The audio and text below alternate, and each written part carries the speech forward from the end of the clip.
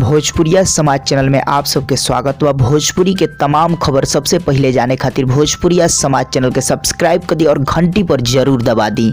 जय भोजपुरिया समाज। जी हाँ भैया, आप सबके बता the power star Pawan Singh Madhubani जिला में जौन घटना घटित भइल बा, जी हाँ भैया, जौन हत्याकांड भइल बा ऊपर का कहले बने आप सबके बताओ, हम पूरा विस्तार तरीका से बतावे ला बनी, तो भैया वीडियो के लास्ट तक बन रहे। जी हाँ भैया, आप सबको बता दी आज से 2-3 दिन के पहले की ही बात हुई। आप सब खबर के माध्यम से जानते हो कि मधुबनी जिला जौन के बिहार के अंदर मधुबनी जिला में एक जगह हत्याकांड हो गई। जी हाँ भैया, जहाँ की एक ही भाई यानी 4 गो भाई के हत्या हो गई। जी हाँ भैया, आप सब बखूबी की खबर आप सबके जानते हैं। जी हाँ भैया, तो वही घटना पर पवन सिंह का कहले बने। जी हाँ भैया, साफ तौर पवन सिंह के एक वीडियो जो कि काफी ज्यादा वायरल भइल बा, ओई में पवन सिंह का कहले बने कांड के लेके, घटना के लेके। तो जी हाँ भैया, कहले बने कि मैं 2-4 दिन से बहुत दुखी हूँ। मधुबनी में जो घटना घटित हुआ है, मैं उस घटना का पूरा तरह से निंदा करता हूँ और बिहार सरकार से मांग करता हूँ कि दोषी को जल्द से जल्द पकड़ा जाए और कड़ी से कड़ी सजा दिया जाए। जी कोनो दूसर परिवार के साथ ऐसा ना होके। जी हाँ भैया, ऐसा कहले बने और ई कहले बने कि हम पीड़ित परिवार के साथ हैं, बहुत जल्द हम आ रहे हैं मिलने। जी हाँ भैया, तो बहुत जल्द पवन सिंह